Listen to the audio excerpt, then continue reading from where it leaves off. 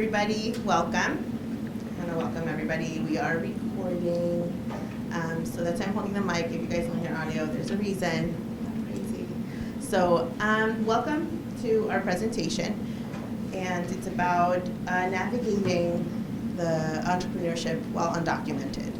I know there's a lot of questions. I know we have clubs and students that have been asking questions about how they can navigate working the job market, getting into using their majors in any kind of way to make income.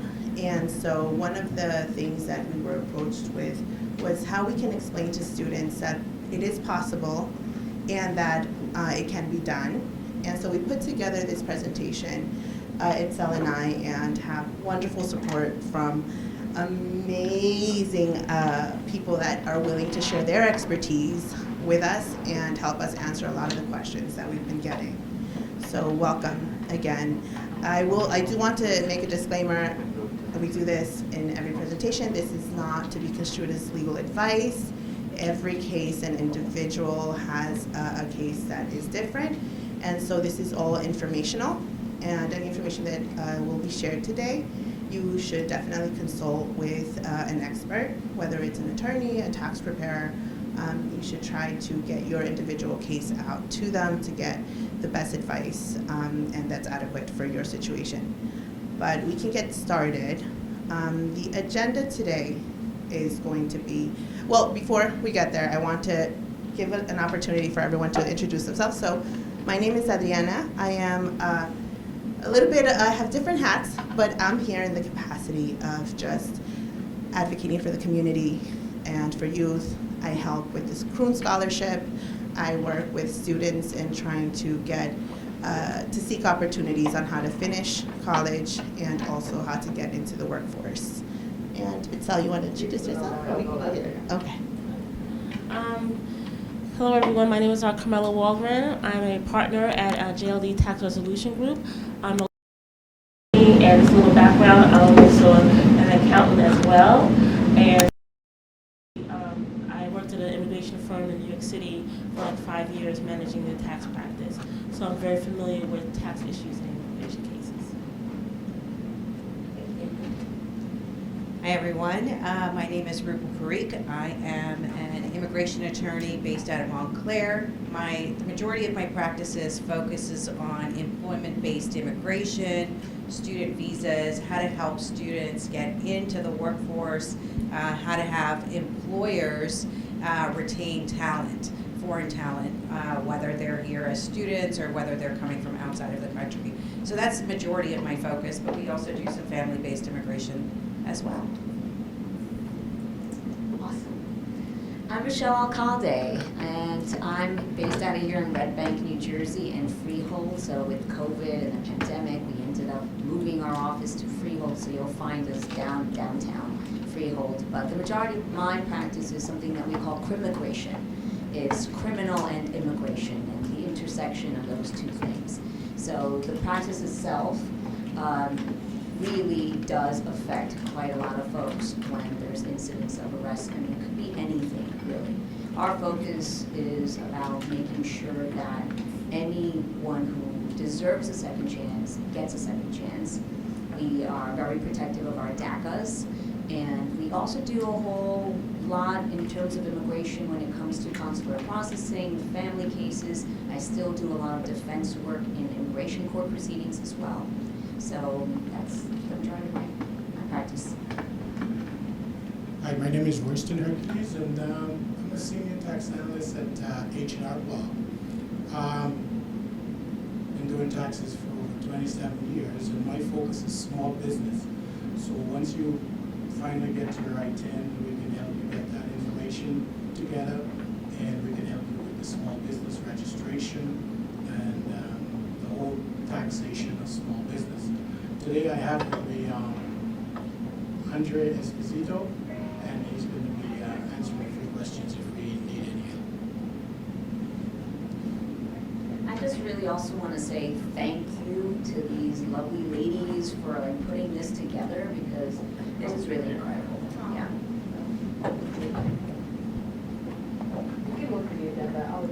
Okay. So we'll save the best for last. So I told you guys, we are lucky to have amazing experts who are at the top of their game. So if you have any questions, please hold on to them and then we can ask them at the end. I already do have some questions that I've been getting before the presentation that I will be asking. So if you have anything, don't worry, we'll still get to yours. For the agenda, Excel's going to do a wonderful piece on the educational opportunities for youth. And then I can speak a little bit about undocumented entrepreneurship, just to form the context, so that then we can move on to Carmelo, who has some wonderful information on how to start your own business, tax liabilities, and tax information for any student that is looking to start their business and get into the workforce on their own. And then we'll then move on to the questions on employment and immigration status. Okay. With that, I'll pass it on to Itzel. Thank you, and thank you to everyone that came out. I do want to add some context to this conversation because I think that this is a topic that we should discuss more openly, that we should discuss more often, and that it's a reality, right? This is an everyday reality where we see what happens when Congress fails to put legislation forward and adjust the status of 11 million people. And so for many of the students and the folks that are here today, I'm a DACA recipient myself. It's a reality that we face every day, and I want to add context to why we need to get creative. And shout out to Angela who helped put this together. But educations, institutions, employers, and employees need to get creative as to how we tackle this issue as what we are, which is a community. A context of how much of an issue this will continue to be. There's an estimated 1.3 million undocumented young people in the United States. Out of those folks, there's approximately 500,000 that are in college. Fun fact, most students that are in college are undocumented. They are not DACA recipients, which means that these conversations are that much more important, right? We're dealing with folks that are very likely to be fully undocumented rather than what we oftentimes think about, which is DACA recipients attaining higher ed. 100,000 undocumented young people will graduate this June. And this is one of the things that I'm most passionate about, one of the reasons why we're so grateful to have folks that are experts in their own fields and why we want to bring this issue to the table. If come June, because the DACA program is not open for new folks, right? It might not be at all anytime soon, and Michelle can speak to that.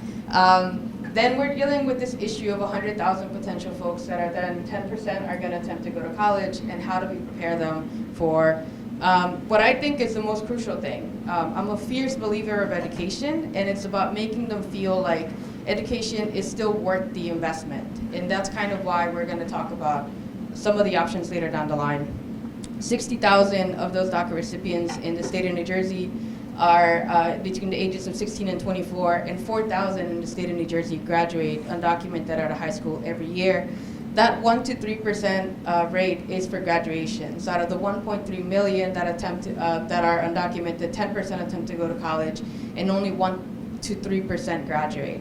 And I think that part of the reason why is this deterrence to feel like there's no point. I'm going to go to college. I'm not going to be able to be employed or make money out of my degree. How is this going to help me? And that is what we're trying to tackle, that lack of information here today. There's 14,000 DACA recipients currently in the state of New Jersey whose fate still hangs in the balance because of the court decisions that are happening. And then from what we know, there's about 1,000 plus financial aid applications in the state. We know that there are more than 1,000 undocumented students in the higher ed system in New Jersey, but elusive population, as you can imagine. So what we know is that at least 1,000 are applying for aid, which is much less than what should be the case. But at least it gives us some perspective of what we're dealing with as to the fact that at the very least we have 1,000 people to prepare for the employment opportunities. There are a couple of opportunities. I'm a huge believer in talking about all the opportunities on the table and reminding folks that they have the agency to decide what's best for their future.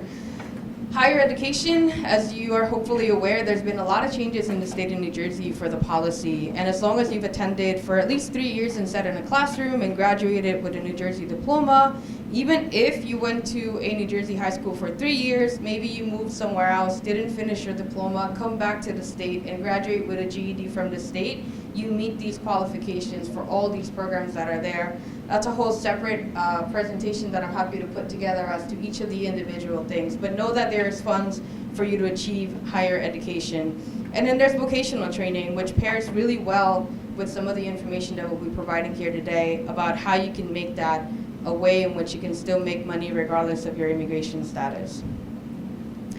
That being said, fellowships, internships, going abroad, and entrepreneurship are the 4 ways in which I like to think about how folks can get money. Huge disclaimer that this is a case-by-case basis like it is for all the other conversations that we're having today. But know that if you have the will, there is a lot of opportunity for you to do so. Fellowships are one of those things that you have to have a resume ready, right? You have to have some references ready, and you are able to approach fellowships depending on how comfortable you feel about whether or not they'd be willing to give you an opportunity regardless of immigration status. Some fellowships are just there to advance your professional knowledge, so they don't pay, and they might allow you to just get the knowledge for the sake of it and not ask about immigration status. Some of them don't care at all. So it's about paying attention and also being willing to think about the risk and reward. Are you willing to risk sharing a little bit about yourself and potentially having an opportunity open? If that sounds far-fetched, trust and believe that it's not. That's actually how we got in-state tuition. That's how we got financial aid, by people asking questions that made a lot of these institutions realize that there was a gap, and that what they were most worried about is people getting an education and were willing to open the door. Internships, same thing. Internships in the state of California leads in these things, where they create a stipend program where their student is not technically employed. It is simply a stipend that is provided through private funds of their own or an arrangement with the school that allows students to have some of these entry-level experiences. Going abroad, this is probably one of the most controversial things to talk about, but I think it's important to discuss. Going abroad could mean for educational purposes or going abroad for employment purposes. There are students and there are countries out there that where you have the ability to finish a 4-year degree, they grant you the ability for 7 to a year, a chance to get employment. So if you go to that school, you graduate with a degree from there, they give you a chance to get employment. And if you get employed, it's very likely that they'll allow you to stay as a permanent resident and eventually transfer that into citizenship. It is an unfortunate brain bleed, which is sort of what we were discussing earlier with folks, right? But I'm a huge believer that you should know all your options and decide what's best for you. I have a friend right now who is actually in the Netherlands. She's studying national security, and she is hoping to get that 7-month period afterwards, after speaking to her school, so she can stay and work in the UN out of the Netherlands, because unfortunately, after 32 years, she does not see the immigration situation getting better for her. And so this is one of the things that annoys me the most. All the tax money we've invested, all her knowledge, all her talent might stay somewhere else. Going abroad for opportunity purposes, again, I'll share some links that you guys can screenshot. There are groups now that are being formed that are working actively on helping DACA and undocumented students on working and finding ways in other countries that are perhaps outside of the US. And entrepreneurship is definitely the most true and tested way to hustle your way through in the United States if you don't have an immigration status. A big thing that I want to talk about, especially with the students that are in the audience, is that our communities and documented communities hold the answer. If you're here, it's probably because you already have seen the resiliency of undocumented communities. I just showed you the stats that if you're in college being undocumented, you're already among the 10% of folks that are trying to find and make your way into spaces that are oftentimes complicated and exhaustive to be in. Folks have been finding ways to survive in this country regardless of their immigration status for decades and beyond. The story about entrepreneurship is what makes America such a great country, right? Every wave of immigrants has found businesses that they've created and the way that they can use their talents to survive and increase to whatever this beautiful thing that we have in this country is. Immigrants Rising focuses exclusively on helping folks have the ability to learn how to make their businesses by having videos on how to, as well as providing even grants, seed grants for folks that are undocumented so they can pursue their business further. Undocumented Professionals has a directory of folks that you can contact who are willing to open doors to undocumented students. I went in it yesterday. It's just a website. If you pull it up, there's a couple opportunities to do research. There's a couple opportunities for you to do some stipend work that is not attached to your immigration status. So if you're Research is one of the big ones. If you're somebody that's very academically driven, you could consider going to a place like that and connecting with folks that are willing to open the door for you to do your work. New Comienzos, one of those people that have been able to create communities outside of the US that help people find jobs either in Europe, Canada, or in their countries of origin. Dream in Mexico is an organization that was created from a DACA recipient who couldn't pursue his education in the US. He actually went back to Mexico City, created Dream in Mexico, and what he does now is he helps students transition from the US back into Mexico, out into Europe. So there are now links that are creating binational solutions to this problem. Los Otros Dreamers is literally what it is. The folks that decided to return, were deported, or for whatever reason decided that it was easier to pursue their plans in a different country. And the LEAF network is actually one of the fastest growing networks, which is how to become, how to enter Canada. Canada is one of the places that folks are actively looking for because Canada offers different types of immigration possibilities, including folks with trade jobs, which is sometimes in the US a little bit harder for you to be able to find those types of visas, but the Canadian government is desperately looking for people and has, it's still a process, but a lot of options for folks that do specific trades where they can take their skills. And the benefit is that you speak English already. And the culture adjustment might be a little bit less so. So these are really cool places for you to check out, learn about, and just kind of get an idea of all the opportunities. And with that, I'll pass it back over to Adriana. Okay. So that was a lot, but everything that she said is so useful, and students should be aware of all those resources available because they are there to support in the journey to entrepreneurship. There's a lot of, like she said, how-to videos, because sometimes we don't even know where to begin. Once you graduate college, we're kind of in a blank slate. And being undocumented, there's so many layers to that. But undocumented entrepreneurship is, like it says, it's on the rise. It's true and tested. There is ways to make income. You just have to get a bit creative. Obviously, in getting creative, you always have to have in the back of your mind whether there are repercussions to the decisions that you make. And in getting creative, you have to just make sure to do your research and see what you can and shouldn't do. As far as guidance in school, make sure that the person you're speaking to knows the ins and outs or knows who to refer you if they don't know. Honesty will always be key. For someone that doesn't know your status, you should feel comfortable to ask what's available to you given your circumstance. But know who you're talking to, and if they don't know, make sure that whoever they refer you to also knows your status, because it really depends on what's available to you and whether they know that. It'll make the difference, because they can give you a million resources, but if none of them apply to your circumstance, you have nothing. So do your research and speak to someone for sure. When you go to get your majors, try to talk to guidance, about what majors make sense for your situation. I know that we all hold hope that we can choose a major and that we're going to graduate and then go straight into the workforce. I think that's just across the board for all students, but when you're undocumented, things are different. The licensing is different, the process is different, so be aware of that. When speaking to your guidance counselor, when choosing your major, when choosing your classes, make sure that in the back of your mind, you know where you're headed.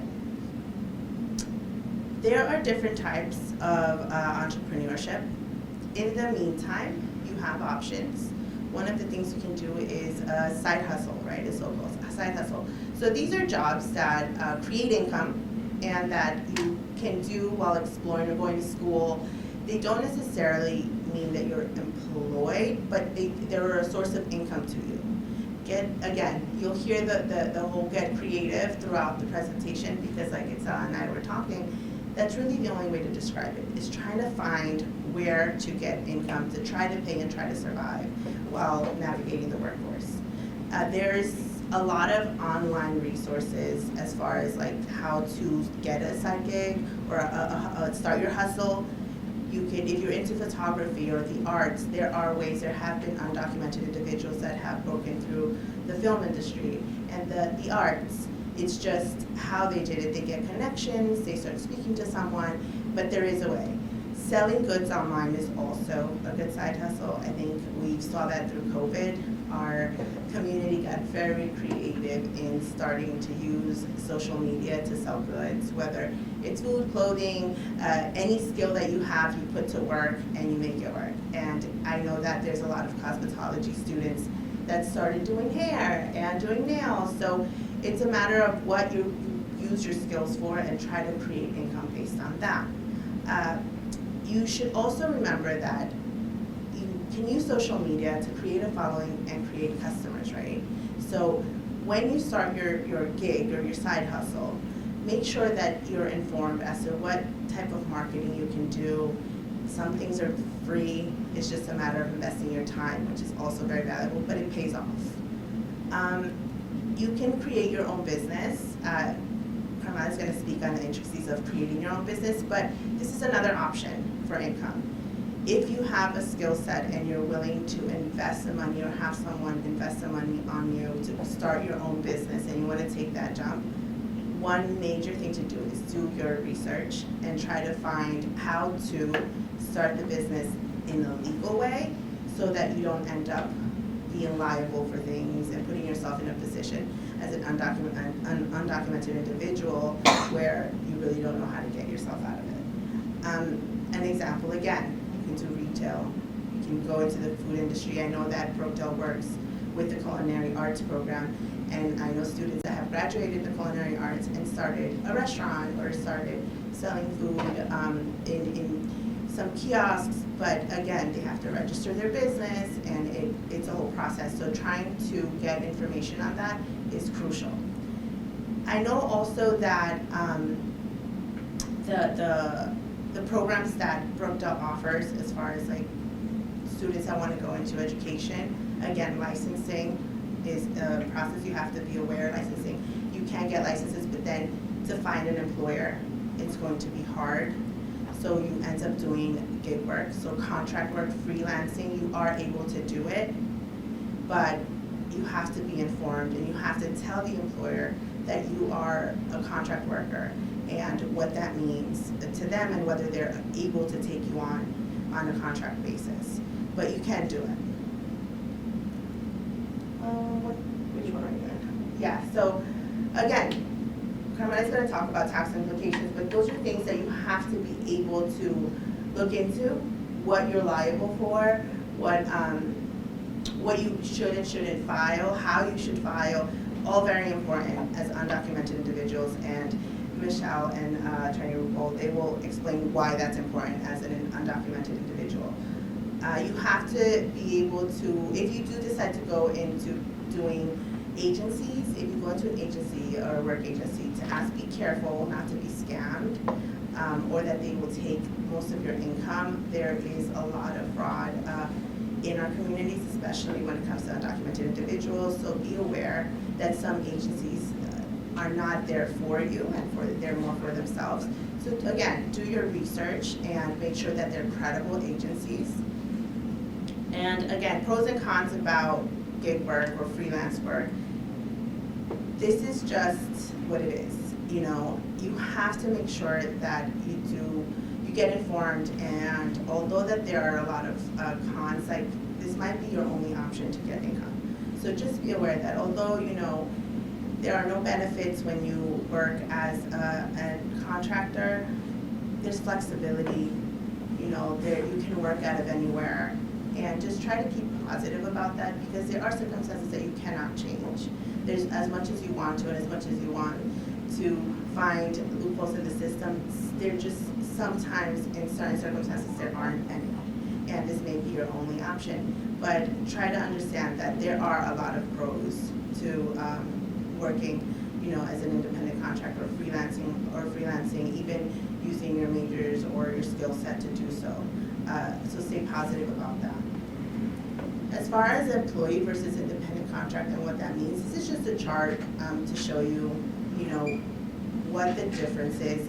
As undocumented individuals, you may not be able to be a full-on employee, so you might not be able to have benefits, you may not be able to get a W-2, but that doesn't mean that you can't get paid and that you're not covered and protected by some laws. You may not be protected by all laws, but some laws do protect you. Labor laws do protect you.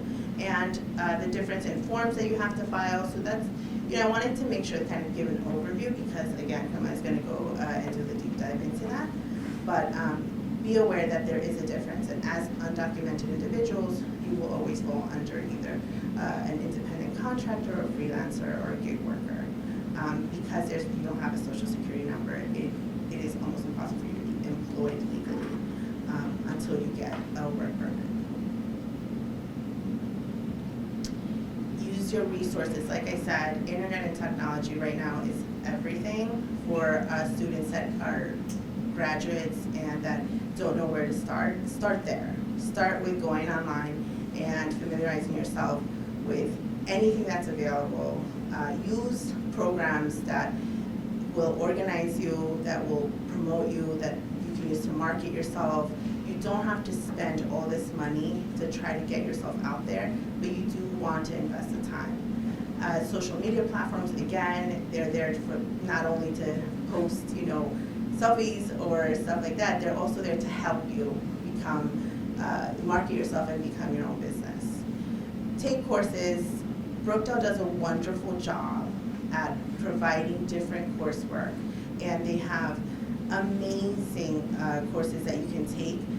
It may not apply to your specific major, but if you have an elective that you can choose, try to do marketing, try to do business management, try to do things that you will use once you graduate, because you may not go right into your major and find a job to use that way, your degree, but that doesn't mean that you won't be using business management skills, that you won't need to do financing and know how to keep your own books.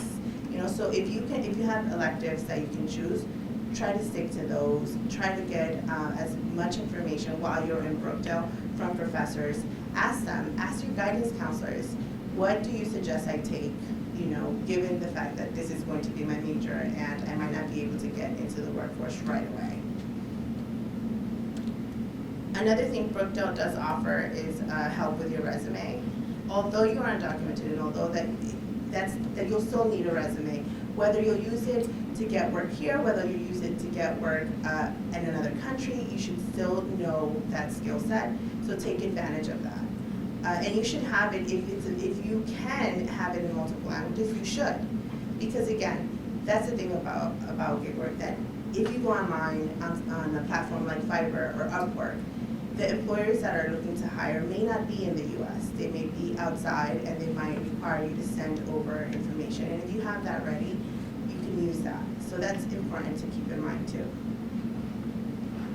Network, it doesn't matter. I think that's across the board. It's not just undocumented students, it's everyone who graduates. Networking is major.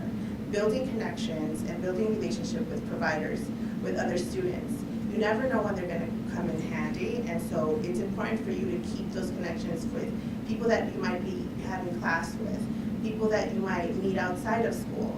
I think joining expos, joining conventions, meet and greets, networking events, provider meetings. If you are going to school for social work, there has been a lot of students that have been leaning into social work. There's provider meetings all around the community that you don't need to give them your status. That doesn't matter. But if you get yourself in these circles, you never know who might be able to refer you, who might be able to assist you and help you to get into that field, or at least get you a contract, or connect you with someone that might be able to help you. So it's really important for you to network your way, even if it's throughout college and after. Like I said, when you start doing your job searching, you can go online. Fiverr is one of the biggest platforms that I've seen for gig work. And again, it's from all over the country, world. Everyone goes on Fiverr, and it's only by contract. So it's temp work. If they need a translator, if they need a secretarial, if they need you to draft some writing, a written piece, if they need your help with audio, Digital media, there's gig work in Fiverr that you can find. Same thing with Upwork, you can go on and there's just a slew of people searching, employers searching for temp workers. And I think Carmela will explain why they choose to go for temp work and not just a full employee. And with that, I think I can pass it on to Carmela so she can go ahead and explain what it's like for starting a business.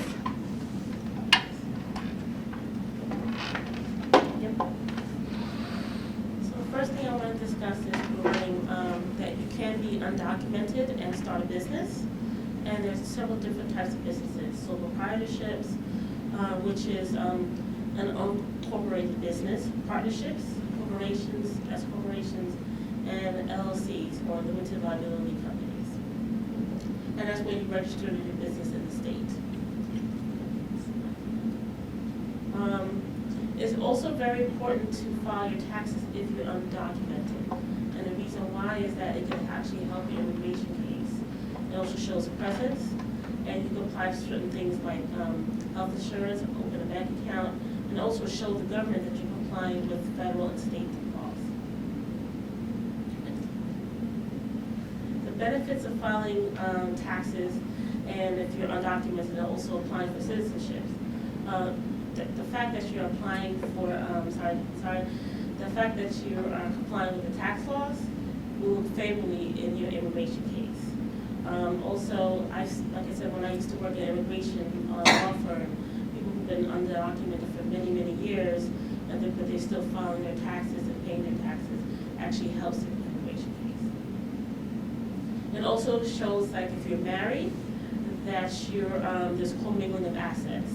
A joint tax return, maybe if you're sponsoring a spouse or dependent, that also could show that everyone's living in the same household. All those things look favorably if you're trying to apply for citizenship or for a green card.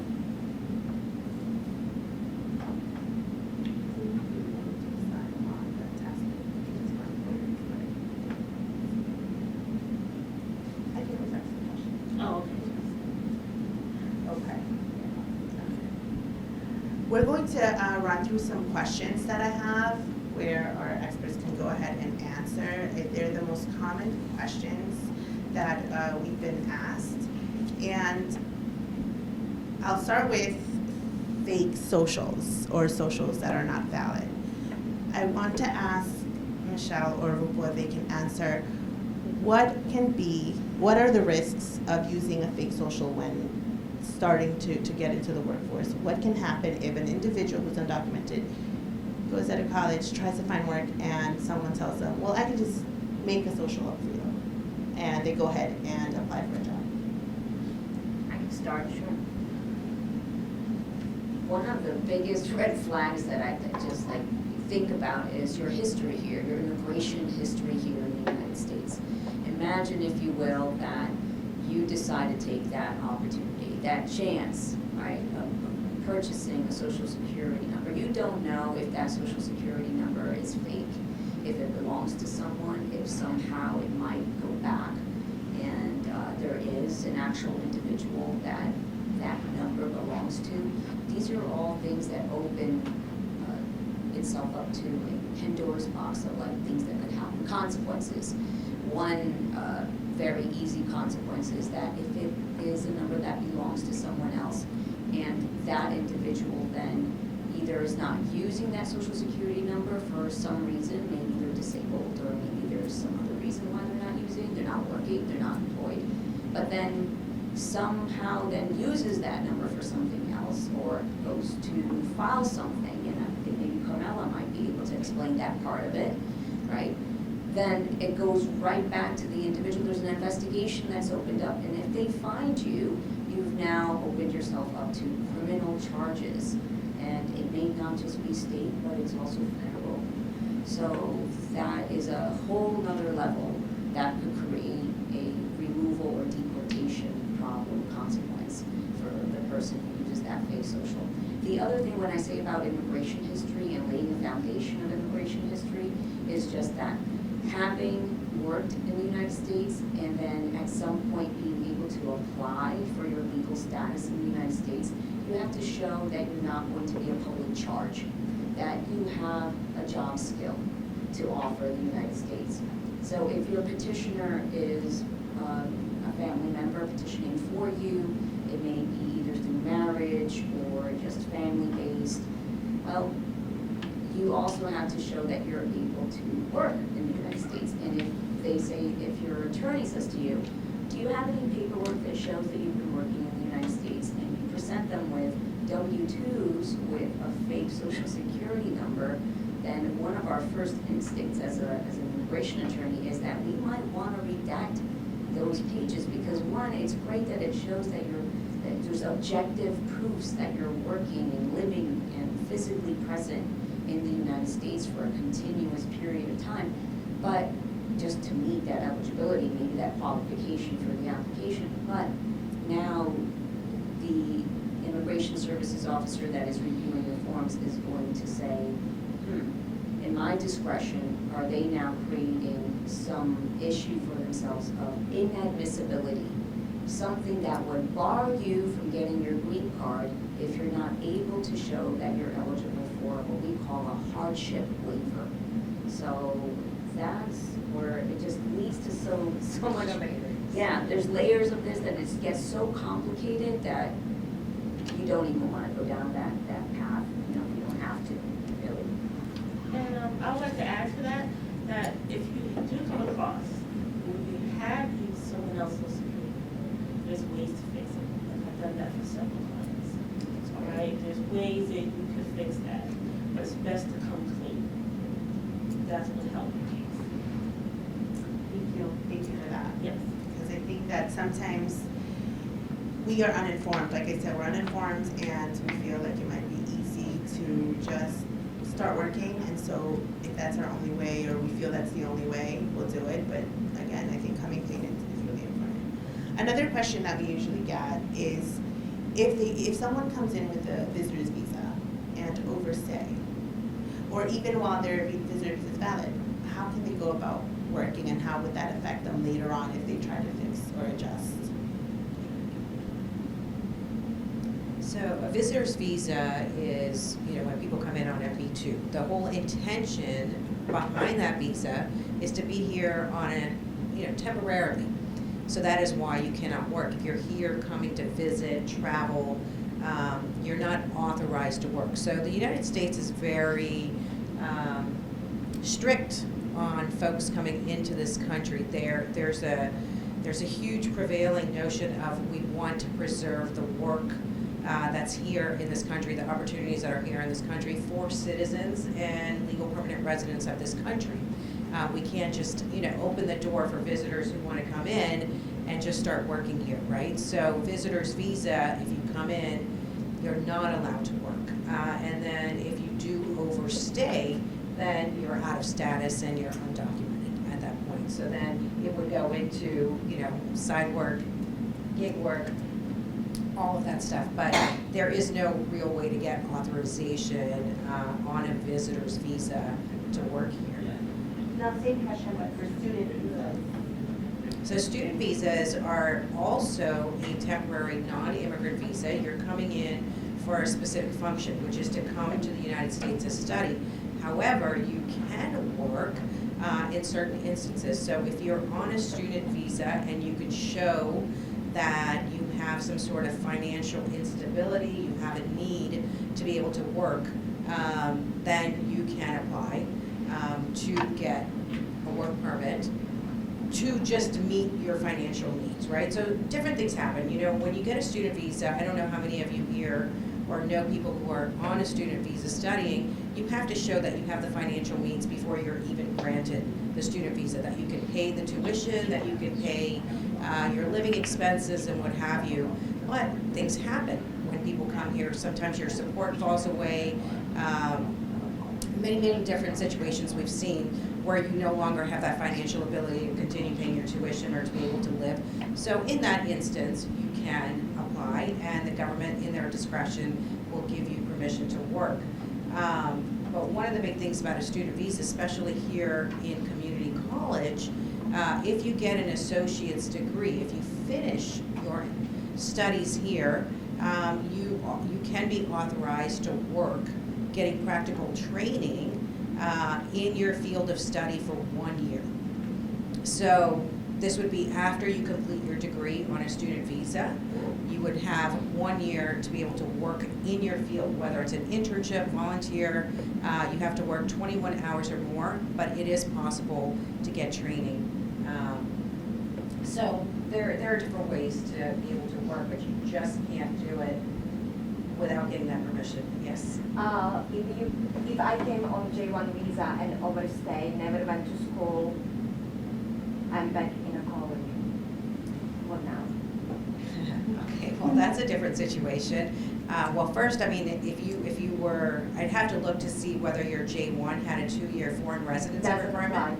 apply. Okay, does not apply. Okay, and then you want to, see, the issue here is you were out of status, right? And you never went to a student visa, right? You went from a J1 to out of status. So what would apply for you would be in that undocumented category versus trying to work through a government program, to be able to get work permit. Same question, so there's no way, you're out of status for your J1 and you've completed a degree here. Right. You know the OPT is for student visas. If you're out of Yes. status J1, you won't be able to get that OPT. Correct. Because you have to go through the USCIS system and you have to go through the ICE system. So ICE runs the student visas. And, if you fall out of status, they're notified. Your SEVIS is what they call it, that's their record where they track you, is, it's taken out of the system. So all of a sudden they know that you're not maintaining status anymore. And therefore, were you to go apply for a work permit, that would trigger an investigation and denial, what have you, so. I do have one thing to add with the B2 visas, and I don't know if I just bumped you, I'm sorry.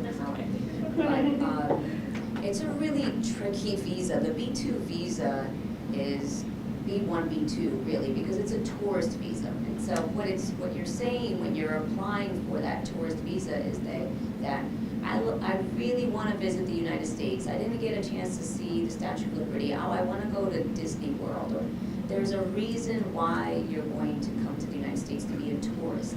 So there's a presumption. There's already inside the process, there's already a presumption against you. You have to show that you're well rooted in your country, that you have something that keeps you there. They don't give a visa to come as a tourist for anybody. It's not just anyone who can get a visa. You have to absolutely be able to show that, yes, I think that the United States is lovely, but my home is lovely too, and I have no intention whatsoever of coming to the United States and permanently living or working in the United States. And that's where CBP will get you as you're coming in and out with your tourist visa. Imagine you get your tourist visa and it's a multiple entry visa for 10 years. You have 10 years to use that visa however you like. And you end up using it wrongly. You come in the first time to the United States and you stay the full 6 months that you're awarded to stay on your B2, B1, B2 visa. And you have friends, you find yourself, like if your friend says, hey, I work for this place and you know what, they could use an extra hand. Do you want to come and work with B2? And you do. And then you leave. And then you spend about 2 months in your country and you decide to come back to the United States again. And then you do the same thing and you come back again. By about the second or third time, CBP, that's Customs and Border Patrol, is already tracking you and saying, why is this person coming into the United States so often on a tourist visa? So if you get tapped for secondary inspection is what we call it at the port of entry, coming in through the airport, you'll know right away why that is. And they will go through your phone and they will ask you very, very uncomfortable questions. And if you cannot be transparent, or if you cannot immediately say, I withdraw my admission, I just want to go back home. I just want to withdraw my admission. Because if you engage them in this question and answer series of what I would call an then you're going to have your visa canceled and you may be barred from coming back to the United States for a period of time. It could be 3 years, it could be 5 years. If you find that it's like willful, a willful misrepresentation and fraud, then it would be 5 years. So, and you can't come back until those 5 years are over and you get the permission of the United States to actually return with a petition or an application. I was going to add to that on the tax side, that if you do overstay your visa, you can apply for what's called an I-10, which can allow you to work as an independent contractor. I think we'll talk about that in other slides. So I have many people been in this country for 10, 15 years and overstayed tourist visas, and they're able to work and start a business. Thank you, Kamala, for that's actually part of the next question is, as far as the I-10, can it be used in replacement of a social security number, or what is the difference? Oh, yes. I-10 stands for individual taxpayer number, and it's really just for tax filing purposes. The social security number, the main difference with that one is that you're working on the books with your employer, and then you're eligible for certain tax benefits, such as earned income tax credit, and then also some child tax credits. So that's the main difference. But the importance of having an I-10 number is that your employer could give you something called a 1099, and that way you can file a tax return with that. And then your employer would benefit him or her when that person files their taxes, because they can deduct it as a business expense and then save money in taxes. So it's better than getting cash under the table. Carmela, would you recommend like having a separate account if you're an independent contractor, or if you're an entrepreneur, you're an undocumented entrepreneur, you want to like be prepared for tax season? Yes. Well, regarding like if you decide to start your own business, for example, have an LLC, you register your business in the state, like for example, in the state of New Jersey, you have to apply for our living corporation. It's a filing fee, but the importance of having an LLC is protection from being sued, and then also you're able to open up a bank account, which shows that you have an operating business. An operating business where there's incoming money coming in and money coming out. So it also can help again with your immigration case, and also in cases where you may get audited as well. I know this sounds like a really silly question. I don't even know why I'm asking the question. But like, does an I-10 number help with a credit score? It does, because you're able to show that you have a separate operating business. And you have a I-10, you're paying your taxes, and you're cooperating with the laws of the country. So yes, it can help. Why do you want to add? So it could help. Yes. So once you have an I-10, you have some kind of income, you would go ahead and we wouldn't deduct this and get the I-10 for you. Once you get an I-10 now, for you to register your business, you want to get the EIN number, which is the Employer Identification Number. You want to get that number. That number is the one that actually goes on all your business records going forward. And if for some reason you're a graduate and you're an accountant, you graduate you're an accountant and you want to offer your services, what would happen is the person that you're working with could request from you, instead of what we call a W-4 form, a W-9 form. That form would have your EIN number and your business. They would then pay your business. Yes, it's nothing but a replacement for your I-10, but that would be the best way to go. Now you can set up your business. Now you can actually do your expenses under your own bank account for the business and everything. And when you come to do your taxes with us, you'll bring in business expense worksheets, and we can actually help you with that. But again, the first thing you want to do after you get your IDN is, if you're going to open up a business, is try to get the EIN number.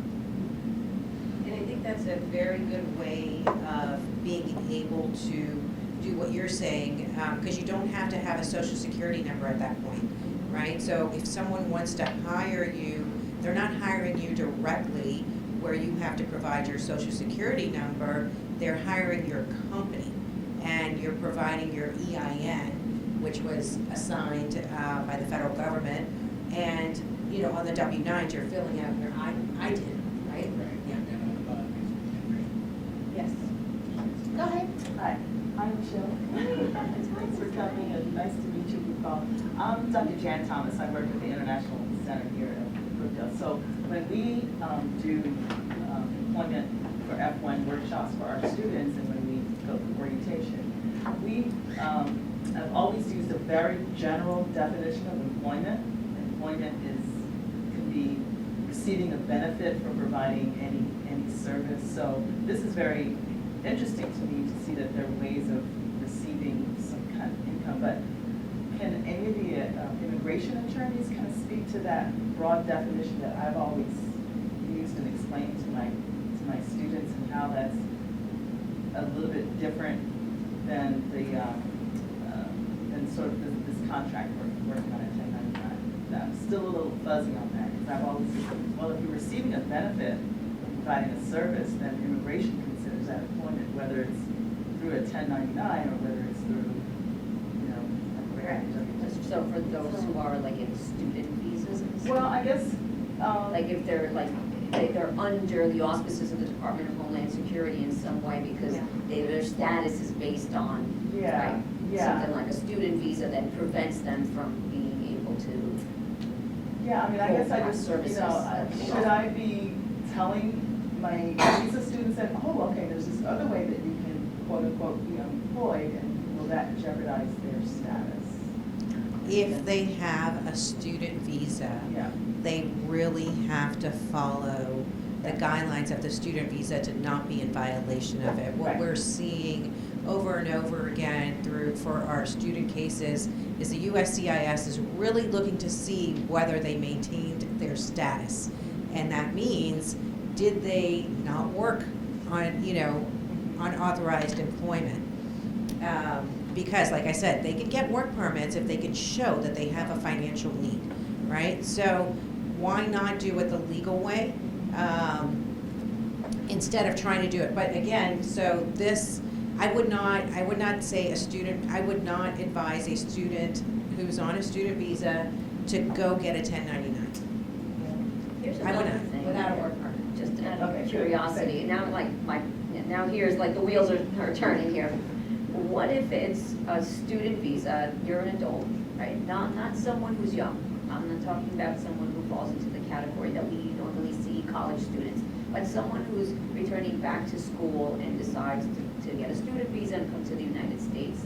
And let's put this person at 30 years old, has a family, had a business in their home country.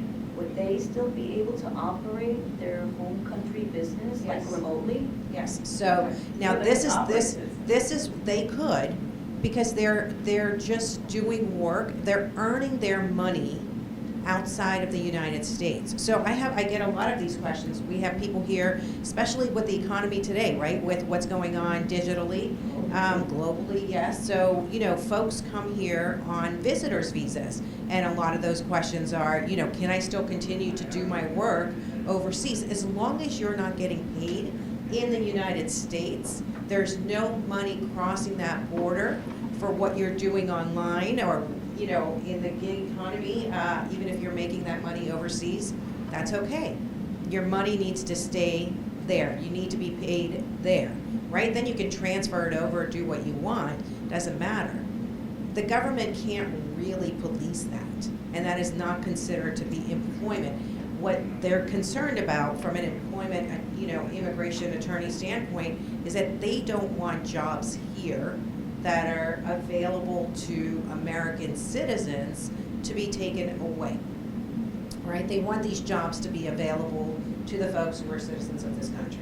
That's really the base intent. Now, but obviously we need to meet that with, there are folks that are here and they need to survive. But on a student visa, I would say don't rock the boat on that. Get the permission that you need if it's possible. Again, but I have a lot of students that I see who are working in convenience stores. They're working for cash.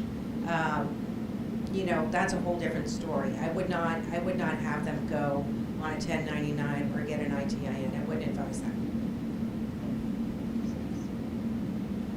Yeah, again, getting creative with the gig work, maybe getting paid cash might be something mention. I don't know if that's No, suggest we is the don't- word. no, we don't go there. Yeah, yeah, If you I have see to you, tread know, lightly serving with me that. coffee behind, and. Yeah. No, and No, again, we I don't think go- I think that falls under like, if you find your side hustle, you know, quote unquote, you know, if you have a skill and your cousin is asking you to do her hair for a party and you want to charge her, that's different, right? But again, I think it's just things that you can mention, but I don't know that you can suggest that they do.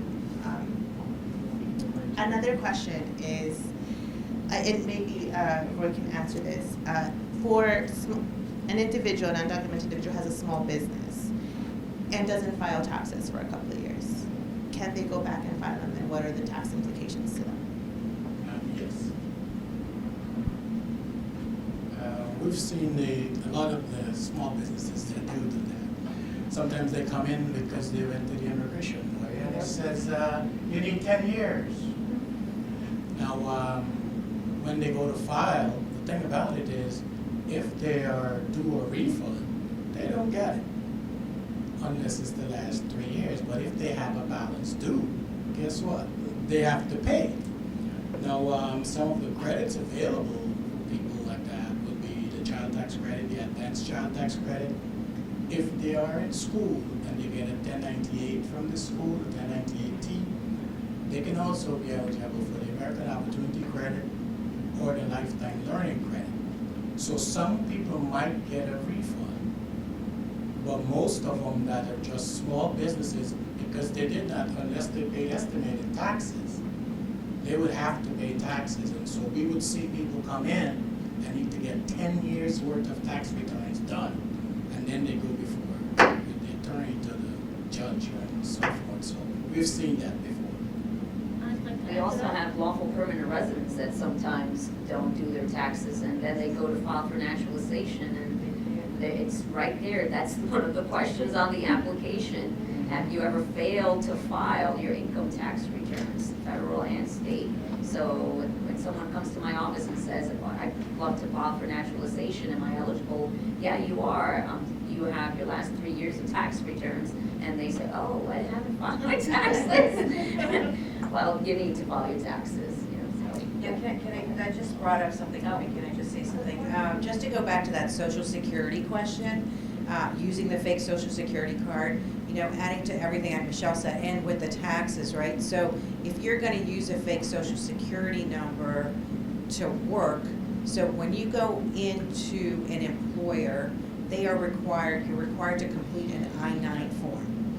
That is, every American employer has to give an employee this form that they have to fill out in the first 3 days of their employment or even prior to employment. It asks you very specifically what your status is. So say you're using a fake social security number and you're putting the social security number, you're gonna have to check off, are you a legal permanent resident or are you a US citizen? I've seen people get into a lot of trouble because they just, you know, they're like, oh, whatever, I'm using this social security number, I'm putting US citizen, and, you know, way down the years when you finally get your legal status and then you go apply for citizenship, that's another question that comes up. And on that citizenship application, which says, have you ever claimed to be a US citizen in writing or in any other way? And you have. When you use that fake social security number and checked off on that I-9 form thinking, oh, who's gonna know, who's gonna see, right? But you did claim to be a US citizen, and once you answer that question, yes, you are forever barred from becoming a US citizen. So that's just something to keep in mind. It's got long-term consequences, not just immediate. I just want to say something. So you happen to get an I-10 and you got a job, and they've used that fake social security number, and you come to us now to do your taxes with a W-2 and your I-10. What happens is your I-10 goes in for federal purposes, and that fake social security number is on your W-2 form. So it causes a little bit of a conflict, because if you look down on, it's box 2 and I think box 5, they actually take out Social Security and Medicare, which is more of your money that just left. they'll pay the state unemployment, they'll put all the deductions there on that W-2 form, and it's just basically your money that's going away that you're not eligible for. Yeah, so as an undocumented individual, you don't get any of that money back. But I assisted people who had used a fake social security number by filing a substitute W-2 and actually get a social security number.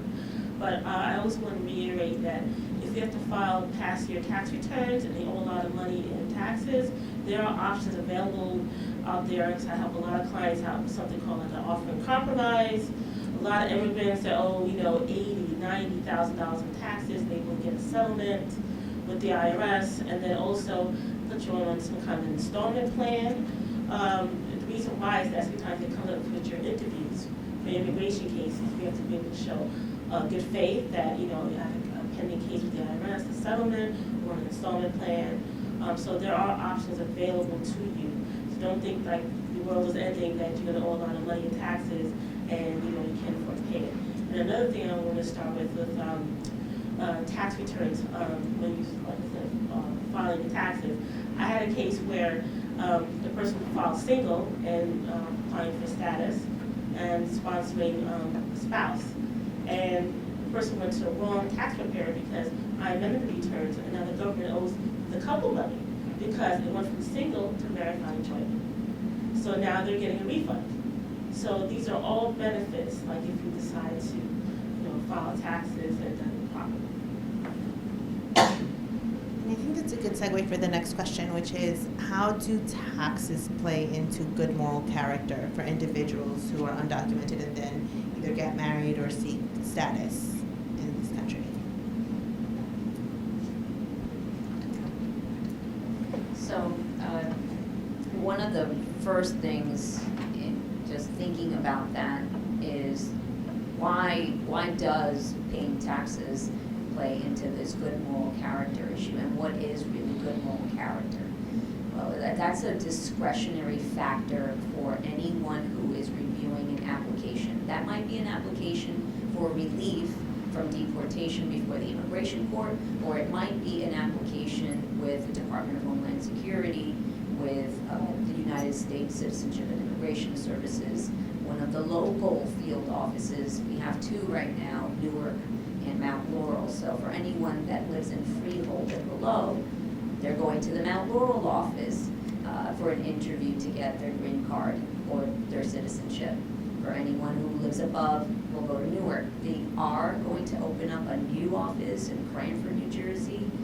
That's going to be a central location for some folks too, and who's going to be going there, we're not sure just yet, but we have heard, and COVID kind of messed up the plans of like when they're going to open up that office, but we have heard that they're going to open that up at some point too.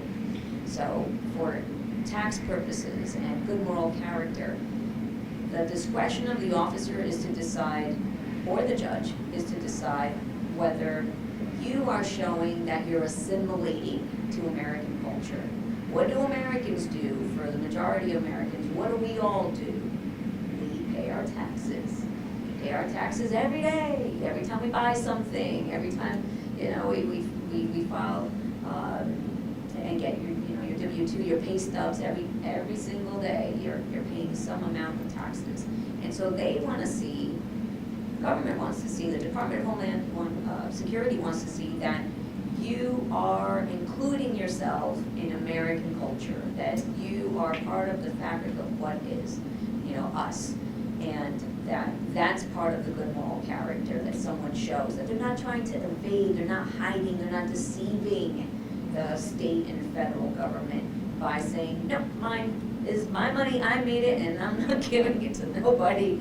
So that's how I see it in terms of layman's terms about like why taxes are important and why it's important for good moral character purposes. Maybe you have something to add, or maybe you do something to add. It also shows that you're actually doing something, you're proactive, you're working, you're contributing to society.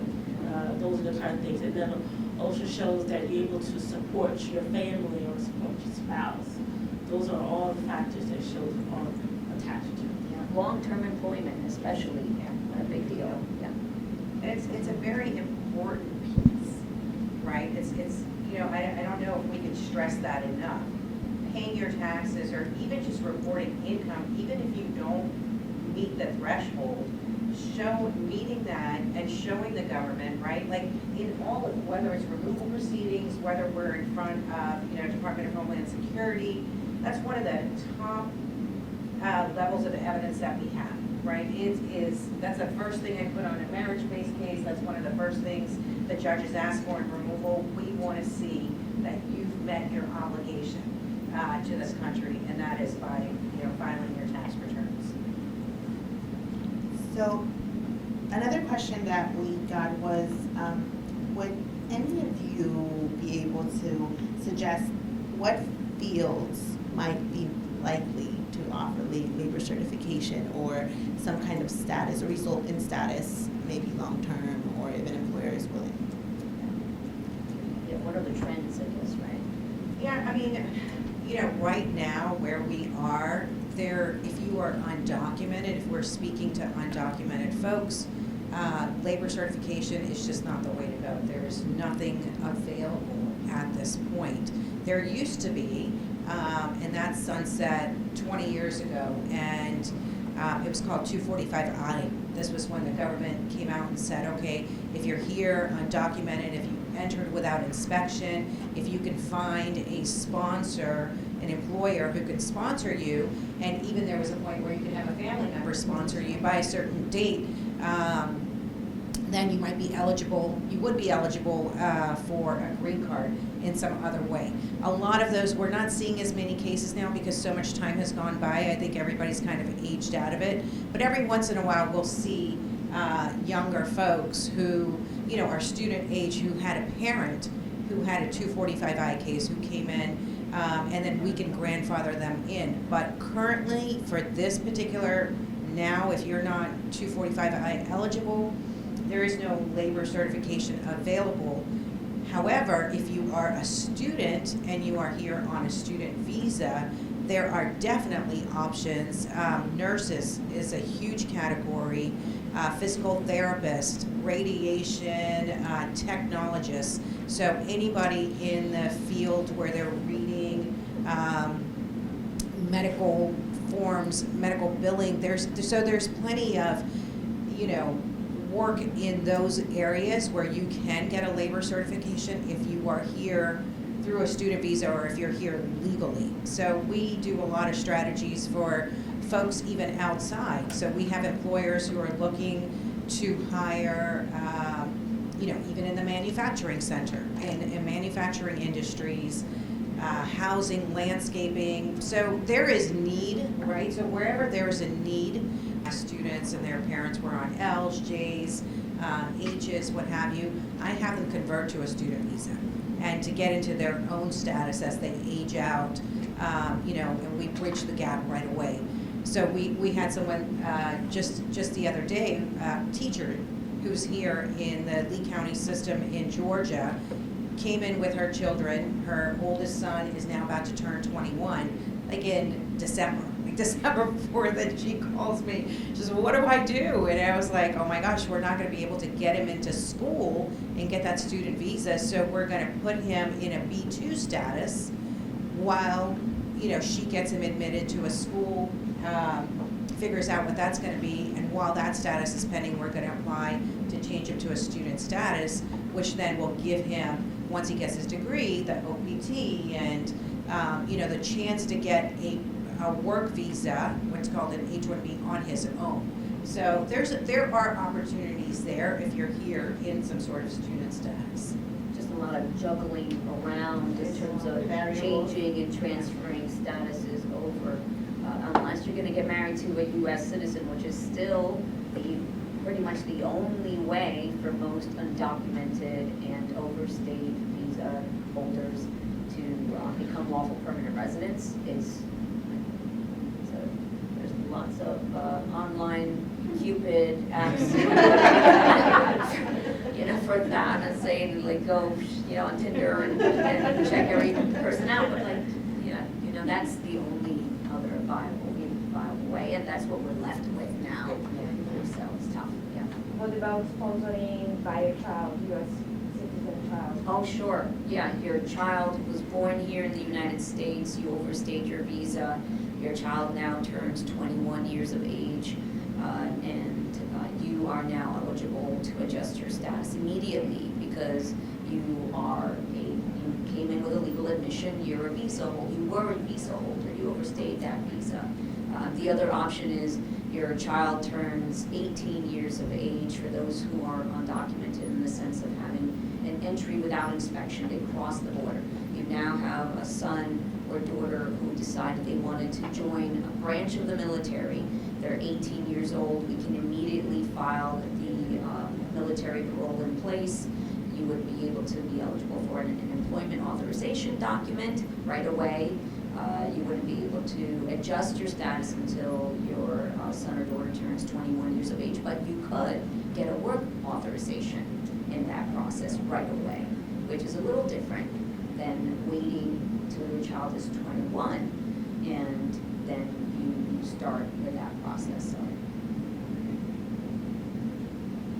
So on the last second to last question, what would happen if an undocumented individual seeks work outside of the U.S., decides to go out and work, and then wants to come back? Is that a possibility? I'll handle that. Yeah. Add to it. Is it a possibility? It depends on a lot of different circumstances. There is a 3-year bar and a 10-year bar that's in place here in the United States for unlawful presence.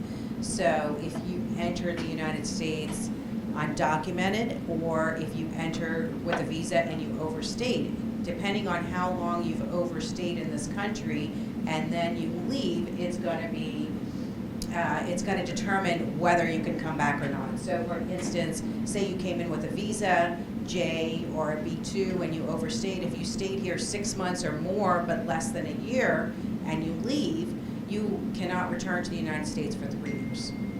If you are here for 1 year or more, and then you leave the country, you cannot enter back for 10 years. And then if you're undocumented and you leave, there's a whole lot of variations there on that. I'll let Michelle handle that one. What I can tell you about the 3 and 10-year bars is that, and especially the 10-year bar, it's a permanent bar. There is no waiver of that 10-year bar once you leave the United States. So be mindful of that, because there's no way to lift it. There's no way for the Department of Homeland Security to renounce that waiver against you and say, yes, you can come back in. It absolutely cannot be done unless you must have some real great connection to some congressional power. I don't know, maybe you do. But that I know for sure that that permanent bar will stick to you. Where does it not stick? You're a DACA recipient and you have been in that status prior to your 18th birthday, and there's no option for you here anymore. You just don't see it. You don't want to. You just find a much better opportunity somewhere else outside of the United States, and now you want to leave the United States. You got an offer for a job somewhere in London. You're gonna have a really nice flat. It's gonna be great, right? So you decide to take off. Well, your unlawful presence was never triggered. You never created that issue for yourself. So you leave now and you don't have a 10-year bar. That's the only person that I can think of that does not have that issue. The other people who do not have this issue is anyone who leaves the United States prior to their 18th birthday. At 18.5, that's 18 years and 6 months, that's when the unlawful presence starts to stick to the individual. So that's the only other exception. Thomas, I thought I saw a question, maybe, yeah? Yeah, so this is back to military service. Is there any way through military service for undocumented individuals to have a pathway to permanent residency? Oh gosh, we would love that, but there just isn't. There just isn't. There used to be a program Yes. a while Yeah. back called Yeah. Undocumented, and it has been 8 years discontinued. ago. Yeah, and it's unfortunate because many folks have talked about their willingness to go serve Yeah. if they're able to then adjust status for themselves or their family members, but unfortunately, it's something that's been closed off. So with that, we're going to wrap it up. All right. But thank you all